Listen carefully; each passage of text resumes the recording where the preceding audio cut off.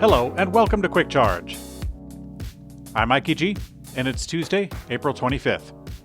Tesla has announced that it's starting to open its Supercharger network to non-Tesla cars in China. After Europe, Tesla also started to open up some stations in the US, where it's a little more difficult because Tesla use their own proprietary plug. In China, Tesla uses the Chinese standard connector, which makes it a little easier. In the pilot program in China, the automaker is opening up 10 supercharger stations in Beijing and Shanghai for 37 electric vehicle models. Tesla has over 1,600 supercharger stations and over 10,000 superchargers in China. If the pilot program proves successful, Tesla will gradually open them to non-Tesla EVs and add more and more stations to the increasing overall charging capacity. Tesla has released a rare update on the battery degradation in its electric cars. The automaker claims its batteries only lose about 12% of capacity after 200,000 miles. Today, Tesla released its 2022 impact report, and the automaker updated the public. At the moment, there is only a report for the Model S and X vehicles, presumably because they have been on the road longer. Interestingly, the automaker says that it will start to disclose other data sets for new battery chemistries used in more recent vehicles. It should be noted that the degradation can change significantly depending on the vehicle model and battery pack. For example, Electrek previously obtained data from thousands of Tesla vehicles showing that the 90 kilowatt-hour pack would lose capacity much faster than the 85 kilowatt-hour pack. Earlier data from the Model 3 and Y vehicles are showing strong capacity retention of less than 10% after 100,000 miles and less than 15% after 200,000. That beats the socks off of my Nissan Leaf, which, after 7 years, lost over 50% of the range. Lucid Motors shared a development update today, announcing the public road testing is now underway for their all-electric SUV called the Gravity.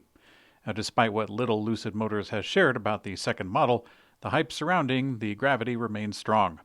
Lucid has stated that the Gravity will drive like a sports car and include seating for 7 passengers and gear comfortably, all while delivering more electric range than any SUV on the market. After a solid start of the year, General Motors is raising its earnings and cash flow expectations for 2023. GM's revenue rose 11% in the first 3 months of the year to $40 billion, beating Wall Street expectations. GM now expects profit to be between $11 billion and $13 billion for the year. GM sold over 20,000 fully electric vehicles for the first time in the first 3 months of 23. This surpassed Ford as the number 2 EV maker in the U.S., which is quite the accolade to achieve. The growth was led by the Chevy Bolt EV and EUV models, selling 19,700 alone in the first quarter. More on that later. General Motors expects the momentum to continue with plans to produce 50,000 EVs in North America in the first half of 23 and 100,000 in the second half. General Motors has several high-volume EVs launching this year, including the Chevy Blazer, Equinox, and Silverado. Despite the Chevy Bolt clearly leading General Motors' electric sales volume, GM has announced the end of the Chevy Bolt EV and EUV, with the last cars rolling off the assembly line late this year. This marks the end of the Bolt EV as the most affordable and capable EV in the U.S.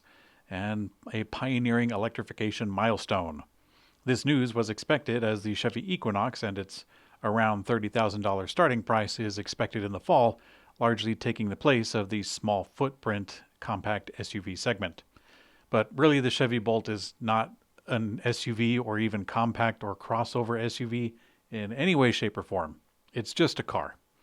Anyways, the Equinox and Blazer, due this summer, are based on GM's Ultium platform, and this will phase out the Bolt's older battery motor drivetrain system. GM said that 75% of Bolt owners are new to GM, the highest conquest rate for any of their vehicles. At the same time, Bolt owners are among the happiest, with 80% saying they would buy another Chevy. Although the charging rate is fairly slow, Electrek highly recommends the Chevy Bolt for an around-town EV. With stellar range and an unheard-of starting price of $25,600 before incentives, it's a bitter time to see it go. According to Mopar insiders, Stellantis showcased a few of its upcoming models at a recent dealer meeting, and one of them was the new Chrysler Electric sedan. Those who attended the event say that the electric sedan is comparable to the upcoming Dodge Charger Daytona EV in terms of size. Although the CEO publicly stated that Chrysler will introduce a new redesigned EV to replace the Chrysler 300, no other details, including the release date or pricing, were mentioned. The other electric sedan, called the Airflow, will reportedly be the first EV for Chrysler, joining the portfolio late next year.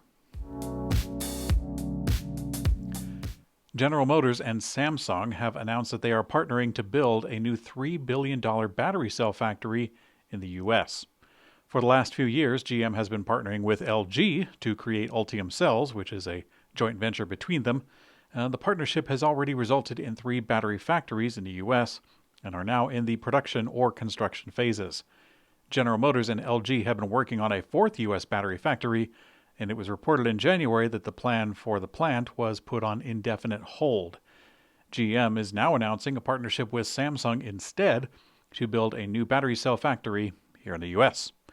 The new factory will have a capacity of more than 30 gigawatt hours, as they say, and it will bring GM's total capacity in the U.S. to about 160 gigawatt hours. Interestingly, Samsung and GM are talking about building production lines to build both nickel-rich prismatic and cylindrical cells. Hyundai and SK On finalized plans for a 50-50 $5 billion EV battery cell production plant. The $5.5 billion EV facility is initially slated to begin commercial production in 2025. To satisfy the requirements of the Inflation Reduction Act and to ensure its customers will receive the tax credit, Hyundai broke ground on its new facility on October 25th. Although disagreements have delayed the U.S. battery plant until now, the final details have been signed off. The new battery plant will supply pouch-type EV batteries for Hyundai models built in the facility in Bryan County, Georgia.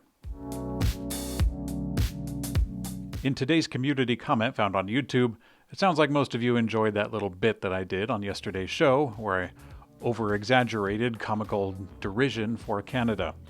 Fact of the matter is, I've been to Vancouver a few times. The water was great, the Indian food was great, and the scenery was unmatched.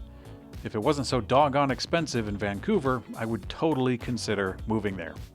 Thanks for watching Quick Charge by Electrek. I'm Mikey G, and I hope you have a great day.